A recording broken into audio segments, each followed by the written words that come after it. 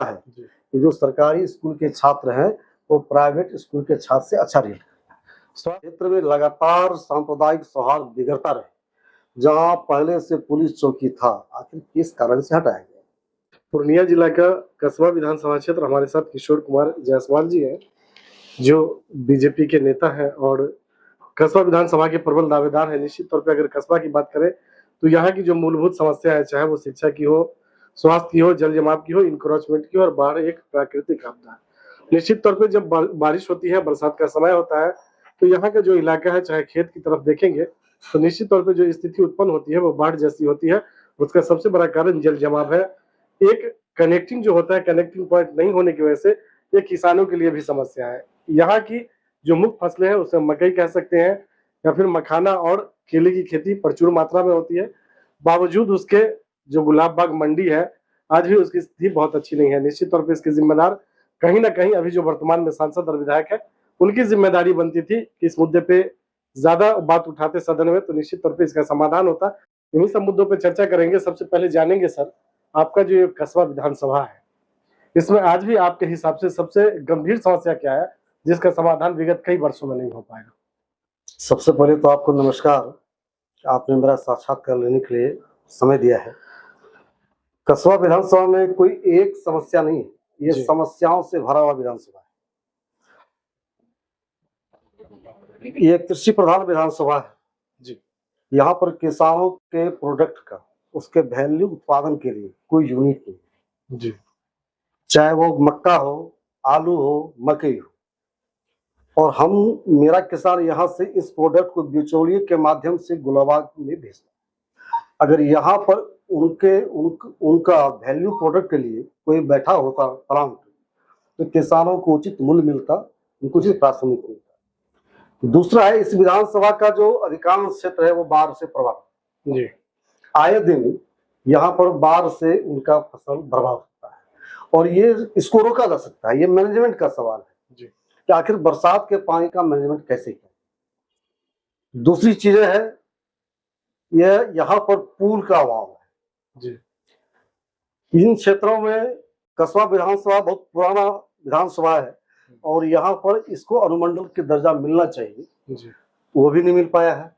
कसबा विधानसभा का जो भूगोल है, जो जनसंख्या है, उसके आधार पर अतिरिक्त थाना की यहाँ जरूरत थी, अतिरिक्त पुलिस बल की जरूरत थी। इस संदर्भ में हम लोग के बार आवाज भी उठाया है, लेकिन उसका समुचित इंतजाम नहीं हो पाया।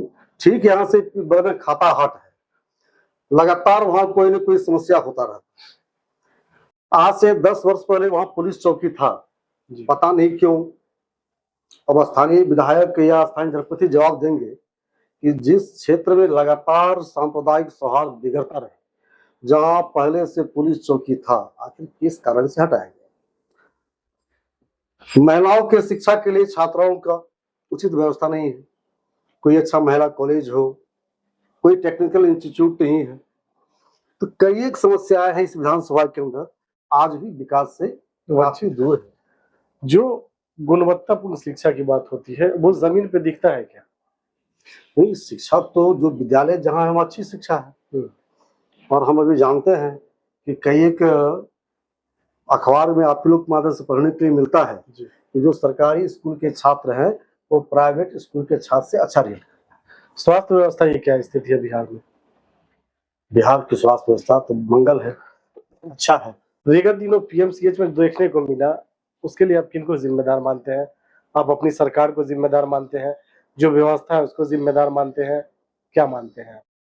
देखिए, इतनी बड़ी सरकार है, बिहार है जी, इतना मेडिकल कॉलेज और हॉस्पिटल है जी, कभी कभी कुछ घटना आपके नहीं चाहने के बावजूद भी हो जाता है। अब किसी एक घटना को आप संदर्भ बनाकर पूरी व्यवस्था पर प्रश्न खड़ा करेंगे तो गड़बड़ है। आप उस पीएमसीएच को देखिए, जब मंगल पांडे जी स्वास्थ्य मंत्री नहीं थे, पहले का पीएमसीएच का तस्वीर देखिए, आज का तस्वीर देखिए, परिवर्तन दिखेगा। ठीक है, कुछ घटनाएं कभी घट जाती है, सरकार उनके लिए उचित व्यवस्था।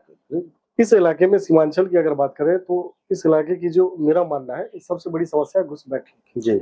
निश्चित तौर पे ये बात आती है, लेकिन पटल पे कोई रखते नहीं, चाहे वो आपके सांसद हो, विधायक हो, जो भी हो, नहीं रखते। तो निश्चित तौर पे जो घुसपैठिए हैं उसकी वजह से जो यहाँ के लोग हैं उनका जो सोर्सेस है उनका नुकसान हो रहा है। क्या मानते हैं जो स्थानीय विधायक या सांसद होते हैं उनकी जिम्मेदारी बननी चाहिए? देखिए, जिम्मेदारी तो हर नागरिक का है और विधायक और जनप्रतिनिधि का जिम्मेदारी इसलिए अधिक बनता है कि देश की सुरक्षा और संप्रभुता की रक्षा का उसने शपथ लिया है जी। और ये दुर्भाग्य है कि इन क्षेत्रों का सांसद, चाहे वो किसी भी दल का हो, मैं दल की सीमा से बाहर की बात करता हूँ, अगर वो इन विषयों को नहीं रखता है तो दुर्भाग्यपूर्ण स्थिति है। और हम सभी जानते हैं कि बांग्लादेशी घुसपैठ इन क्षेत्रों की सबसे पुरानी समस्या है और शुरुआत के दिनों में जब हम इस विषय को हम रखते थे, जब छात्र जीवन के हम राजनीति करते थे, 92 में 13 फरवरी को एक व्यापक आंदोलन छेड़ा था, तो उसमें लोगों को लग रहा था कि ये कहीं धर्म से संबंधित विषय तो नहीं है, लेकिन आज यहाँ का जो स्वदेशी देसी मुसलमान है, जो रोजमर्रे के लाइफ में बात होती है, वो भी पीड़ित है, उसका रोजगार छीना गया है, चोरी की संख्या बढ़ी है। और एक बात तो है कि आप किसी देश में अनाधिकृत रह कैसे सकते हैं, तो इसके लिए आप जिम्मेदार किनको मानते हैं? ये जिम्मेदार समाज का भी है, जो जिम्मेदार नहीं है क्या? डबल इंजन की सरकार जिम्मेदार नहीं है क्या? डबल इंजन की सरकार 11 साल 20 साल की बात होती है, यहाँ भी अब सत्ता में है, बावजूद उसके इस तरह की जो व्यवस्थाएं हैं उस पर विराम नहीं लग रहा। देखिए, पहले आप जानते होइएगा कि बांग्लादेश की सीमाएं खुली हुई थी जी, आज सीमा पे बाहर लग रहा है। नेपाल के साथ हमारा जो प्रवेश था वो कई एक जगह बॉर्डर ऐसे ओपन था, एसएसबी के हवाले है। तो 11 साल बेमिसाल जो है ये काम हर क्षेत्रों में हो रहा है, लेकिन चूंकि इस क्षेत्र में और अच्छा काम होना चाहिए और उनके लिए यह आवाज सरकार इसको गंभीरता से ले, यहाँ के जनप्रतिनिधियों का भी काम है, उनकी जिम्मेदारी है। और मुझे लगता है कहीं न कहीं विधानसभा में ये आवाज उठने में कमजोर रहा है या फिर उठा ही नहीं। आप आरएसएस से होते हुए बीजेपी में आए, उसके बाद आपने 2000 में पार्टी को ज्वाइन किया, उस बीच कई टर्म चुनाव हुआ, 2005 में 2 चुनाव हुआ, 10 में भी चुनाव हुआ, लेकिन आपकी दावेदारी नहीं रही। आपने 2015 में दावेदारी पेश की इसी कस्बा से, लेकिन किंतु परंतु में आपको सिंबल नहीं मिला और 2020 में भी कमोबेश वही स्थिति हुई। तो क्या 2025 के लिए आपकी तैयारी चल रही है? सबसे पहली बात तो भारतीय जनता पार्टी में काम करने का उद्देश्य मेरा विधायक बनना नहीं जी। हम देश सेवा के लिए यहाँ आए हैं और राजनीति हमारा न पेशा है न मेरा स्वभाव, लेकिन चूंकि राजनीति भी समाज का अंग है और पार्टी जब जैसा जिम्मेवारी देती है उसको बखूबी निभाना चाहिए। निश्चित रूप से इस बार अगर पार्टी ये जिम्मेवारी हमको देगा कि आप चुनाव लड़िए, चुनाव लड़ेंगे। अगर पार्टी कहेगी कि कोई और चुनाव लड़ेगा, आप लड़ाइए, उसको लड़ाएंगे। हम लोग भारतीय जनता पार्टी में काम देश फर्स्ट के लिए काम करने के आए हैं। विगत कुछ दिनों में जो बीजेपी की राजनीति हुई है उसमें जो पैरासूट वाले नेता होते हैं, जिनका जमीन पे कुछ नहीं होता है, पार्टी में कोई योगदान नहीं होता है, पार्टी में काम नहीं करते हैं, संगठन के लिए काम नहीं करते हैं, लेकिन पैरासूट के माध्यम से आ जाते हैं और वो एनडीए के हिस्सा हो जाते हैं, एनडीए के पार्टनर हो जाते हैं। और निश्चित तौर पर जब एनडीए के पार्टनर होते हैं तो सबसे बड़ा अटैक बीजेपी का लगता है। तो इस व्यवस्था से बीजेपी के जो वर्कर है, जो डिवोटिव वर्कर है, निस्वार्थ भाव से काम करते हैं, उनके स्वाभिमान को ठेस पहुंचता है क्या? देखिए, आज भाजपा दुनिया का सबसे बड़ी पार्टी जी।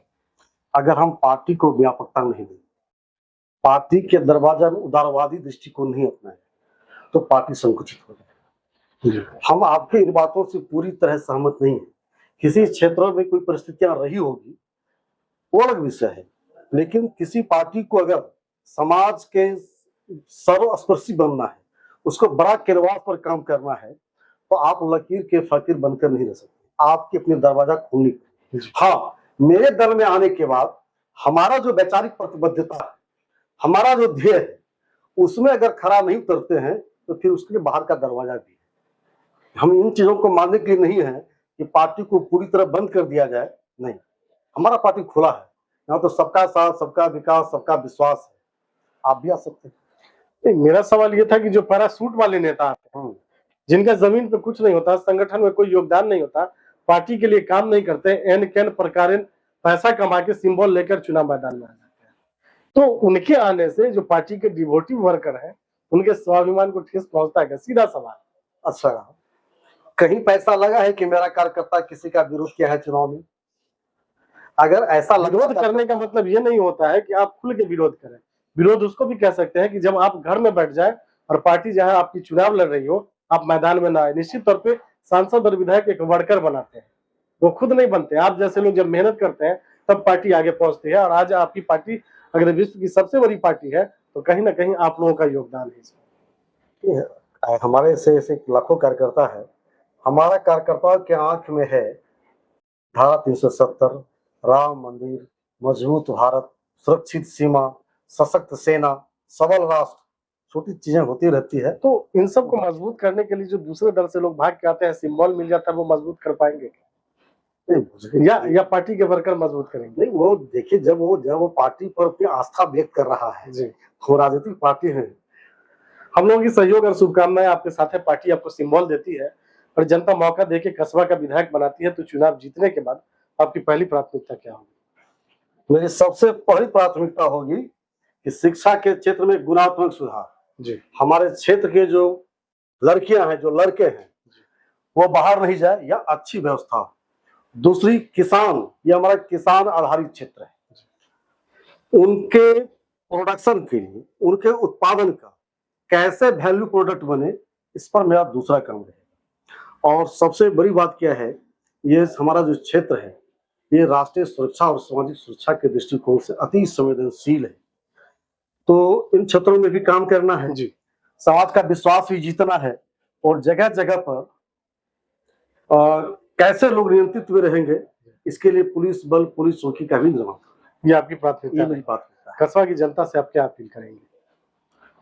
कस्बा के जनता से मेरा यही अपील है, आप कस्बा को ध्यान में रखकर, कस्बा को केंद्र मानकर, और जहां पर आपकी भविष्य सुरक्षित है, आप निश्चित रूप से आप ऐसे नेतृत्व और ऐसे उम्मीदवार को अपना मत दें। ये थे किशोर कुमार जायसवाल, जो बीजेपी के डिवोटी वर्कर हैं, कस्बा के प्रबल दावेदार हैं। निश्चित तौर पे कस्बा के जो भी वर्तमान विधायक हैं, शायद उनकी इच्छा शक्ति नहीं होने की वजह से यहाँ की जो मूलभूत समस्या है, चाहे वो स्वास्थ्य व्यवस्था की हो, एजुकेशन की हो, या फिर जल जमाव जो यहाँ का गंभीर समस्या है।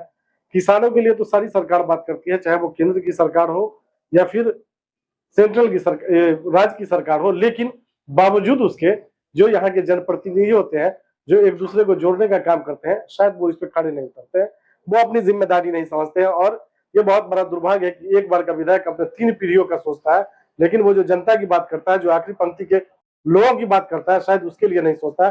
तो निश्चित तौर पर यहाँ के वोटरों को ये सोचना होगा कि जात, धर्म और पार्टी से हटके अच्छे लोगों का चुनाव करें, और जब आप अच्छे लोगों का चुनाव करते हैं तो निश्चित तौर पर आपकी जो मूलभूत समस्या है उसका समाधान होगा। यहाँ घुसपैठिया एक बड़ी समस्या है, और निश्चित तौर पे यहाँ के जो भी जनप्रतिनिधि है, चाहे ओवरऑल पूरे पूर्णिया विधानसभा की बात कर ले या फिर यहाँ के सांसद की बात कर ले, उनकी जिम्मेदारी होनी चाहिए इस पे लगाम कैसे लगाया जाए। उसके वजह से यहाँ के जो लोग हैं, यहाँ के जो मूल निवासी है, उनके कहीं ना कहीं जो उनकी संपत्ति है उसका हनन हो रहा है, उसका नुकसान हो रहा है। तो उसके लिए सबसे बड़ी जिम्मेदारी बनती है यहाँ के जनप्रतिनिधियों की, और उसके बाद जो जिम्मेदारी है वो सरकार की है। निश्चित तौर पर जो अभी की सरकार है, सेंट्रल में मोदी सरकार है, उन्होंने कहा कि 11 साल बेमिसाल। अब ये विचारणीय प्रश्न कहीं ना कहीं 2025 में देखने को मिलेगा। और नीतीश कुमार की जो स्थिति है, आज तक एनडीए ये कह रहा है कि हमारा जो मुख्यमंत्री का चेहरा होगा वो नीतीश कुमार होगा। तो निश्चित तौर पे अगर उसकी साथ मैदान में जाते हैं तो क्या बीजेपी चुनाव जीत पाती है, या फिर बीजेपी को एंटी इनकम्बेंसी और नीतीश कुमार का जो अभी स्थिति है उसके परेशानियों का सामना करना पड़ेगा। निश्चित तौर पे इनके जैसे लोग जो जमीन से जुड़े हुए हैं, जो किसान हो, जो गांव में रहते हो, निश्चित तौर पे दर्द समझते हैं कि आम लोगों की समस्या क्या है। एसी में बैठा हुआ बाहर रहने वाला लोग आपकी समस्या से अनजान रहता है। तो निश्चित तौर पे आप लोगों को ऐसे लोगों को चुनाव जिताना होगा जो आपके बीच का हो, और जब आपके बीच के लोग चुनाव जीतेंगे तो ही आपकी मूलभूत समस्या का समाधान हो पाएगा।